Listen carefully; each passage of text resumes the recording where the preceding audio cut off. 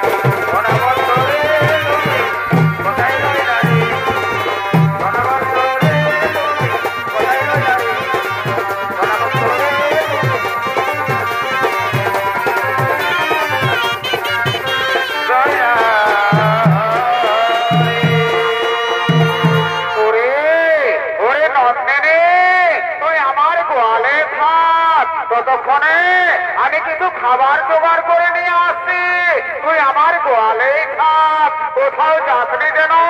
আমি এক্ষুনি আসবো, এক্ষুনি আসবো, এক্ষুনি আসবো।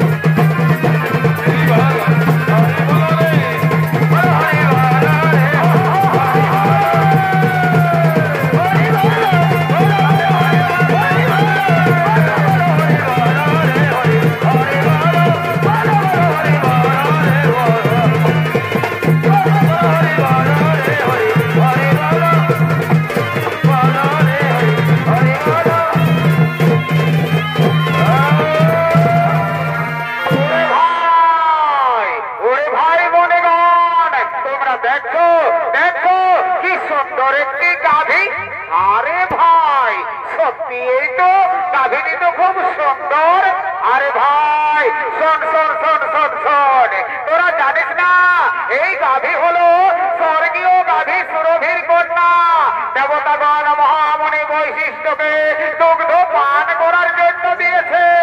এই গাভীর দুগ্ধের এমনই গুণ, যদি মর্তবাসী একবার পান করে তাহলে 100 বছর পর্যন্ত তাদের পরমাও বৃদ্ধি পায়।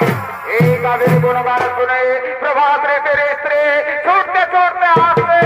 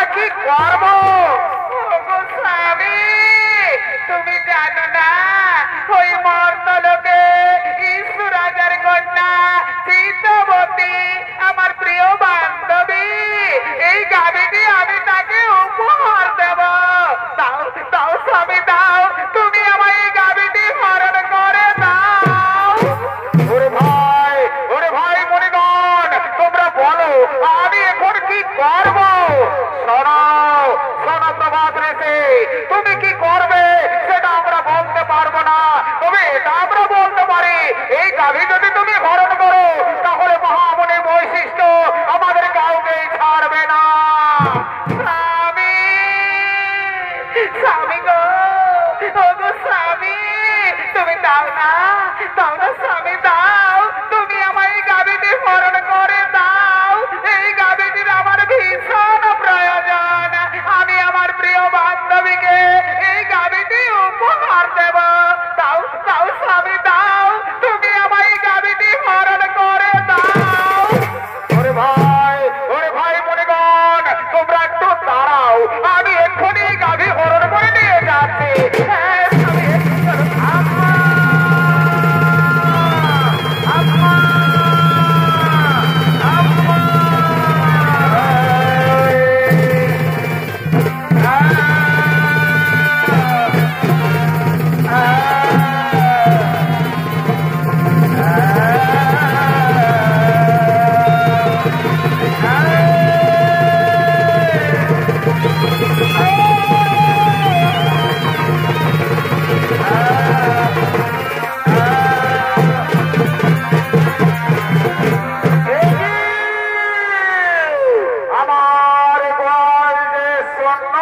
কোথায় গেল আমার দিব্য গাভী নন্দিনী? আমার গাভী নন্দিনীকে তো দেখা যাচ্ছে না। নন্দিনী নন্দিনী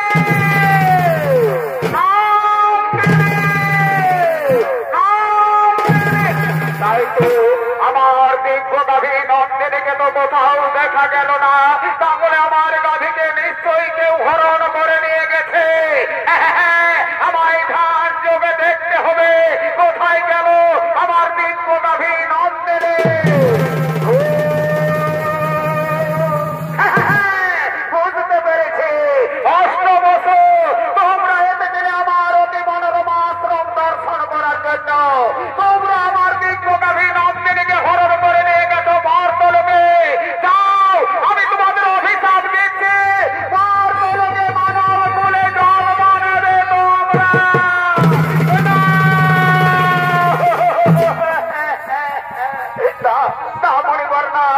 আপনি আমাদের এত বড় অভিশাপ দেবেন না, আপনি আপনার অভিশাপ ফিরিয়ে। শোনো শোনো প্রভাত ঋষি, আমার মুখ থেকে যখন বাক্য বের করেছে তা কখনো লঙ্ঘন হবে না। মর্তলোকে মানব কুলে তোমাদের জন্ম নিতেই হবে। পরিবার, আপনি যখন আমাদের এত বড় অভিশাপ দিয়েছেন, আপনি আমাদের মুক্তির উপায় বলে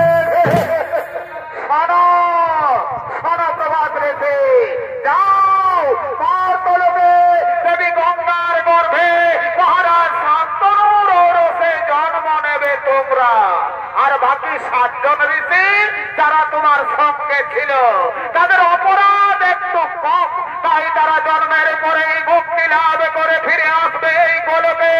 আর যেহেতু তুমি তোমার স্ত্রীর কথায় আমার দিব্যকাভি নন্দিনীকে হরণ করে নিয়ে গেছো মর্তলোকে, সে কারণে তোমাকে সারা জন্ম কাটাতে হবে মর্তলোকে। জন্মের সময় তোমার নাম হবে দেবব্রত, পরস্পরে তুমি ভীষণ প্রতিজ্ঞা করার ফলে তোমার নাম হবে ভীষ্ম। এ আমার আশীর্বাদ, আমার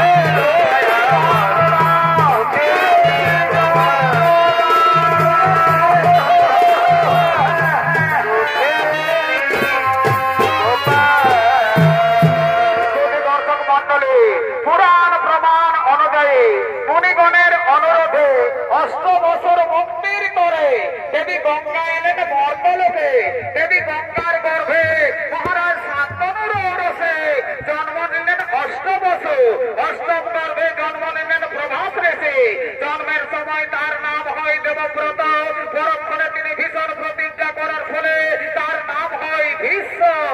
আর এদিকে কাশীরাজের কন্যা অম্বা, কাশীরাজের কন্যা অম্বা সে সৌভাধিপতি শাল্যরাজের প্রেমে পড়েছে।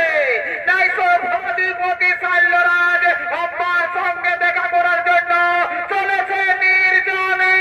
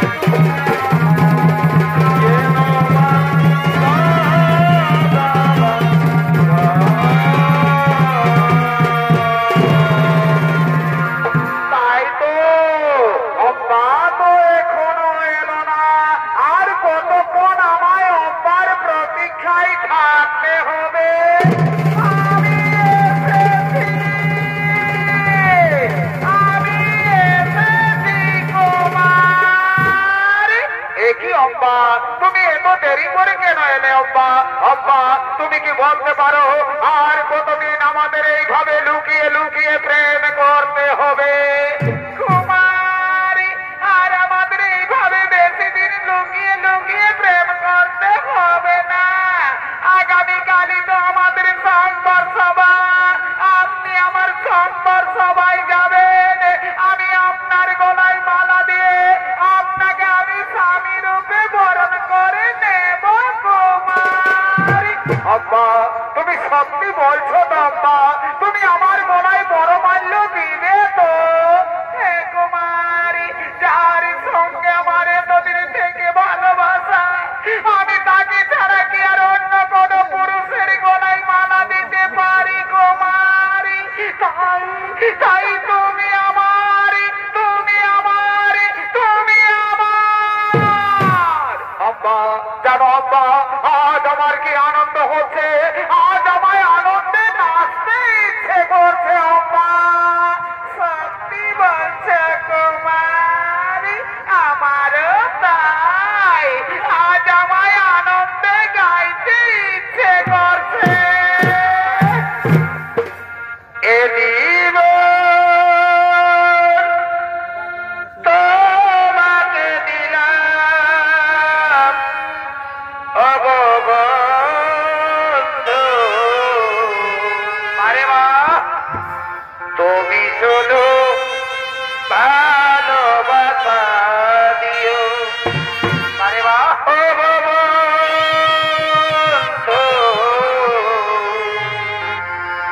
তুমি শুধু ভালোবাসা দিও। আরে বুকের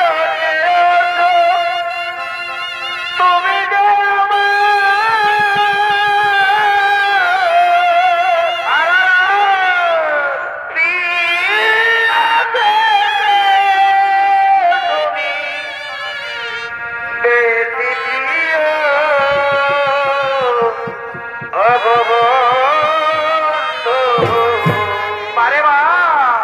তুমি শুধু ভালোবাসা, ও বন্ধু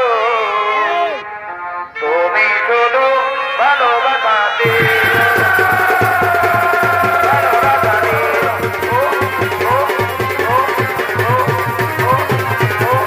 ভালোবাসা দিও, তুমি শুধু ভালোবাসা দিও, তুমি শুধু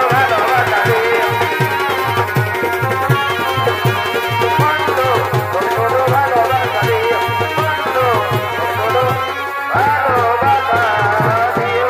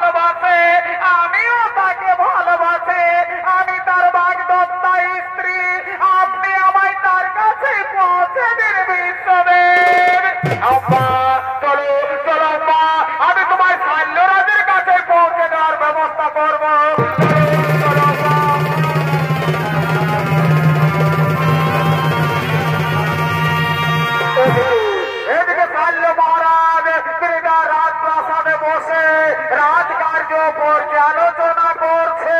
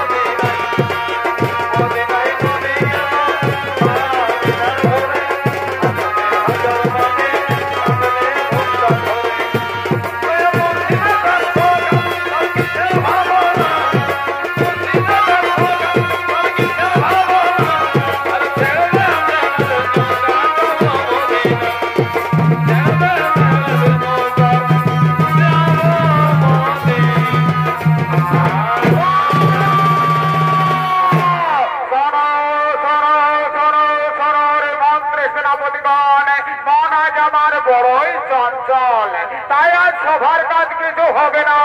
আজ তোমরা নিজ নিজ গৃহে ফিরে যাও। আজ তোমরা আমায় একটু একা থাকতে দাও, আমায় একটু একা থাকতে দাও। যাও যাও মন্ত্রী সেনাপতিগণ, তোমরা আজ নিজ নিজ গৃহে ফিরে যাও। তোমরা আজ আমায় একটু একা থাকতে দাও আমায় একটু, একা থাকতে দাও আমায় একটু, একা থাকতে দাও আমায় একটু, একা থাকতে দাও।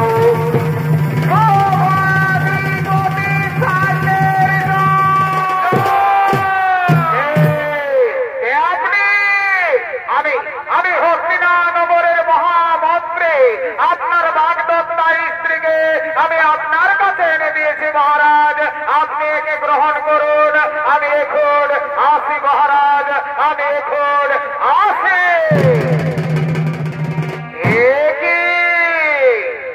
একই অম্মা, তুমি এসেছো? পারে স্ত্রী তো স্বামীর কাছে আসবে, আমি এখনো মনে প্রাণে বিশ্বাস করি তুমি আমার স্বামী। নাও, তুমি আমায় নাও, তুমি আমায় গ্রহণ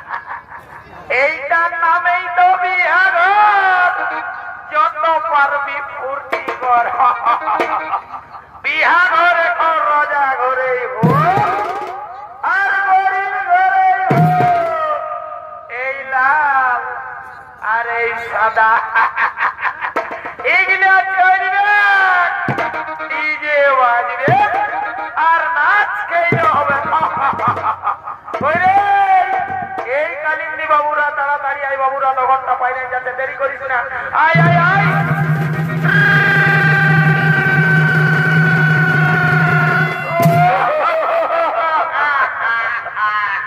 আরে ভাই বাজা বাজা বাজা এইটাই তো বিহা ঘরের মজা ঠিক আছে গানাটা হোক তবেই বাজনাটা হবে আর রঙিন মোটর দেখলে আমার এই মাথা দেখো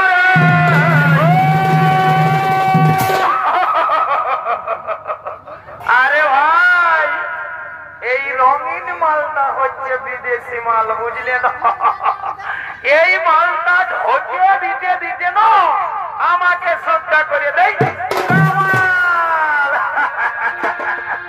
আরে রঙিন বোতল দেখলে আমার এই মাথা দেখো আর দিলে টানে দিলে বলার কিছু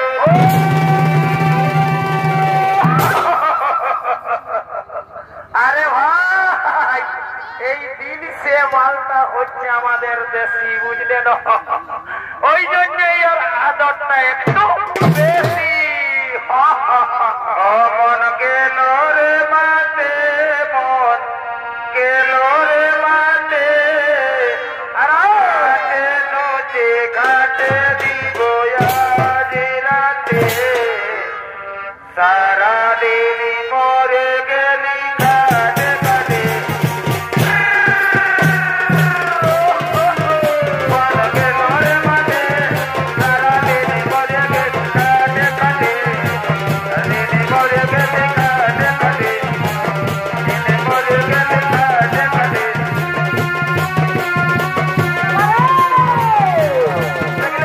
মাথা দেখো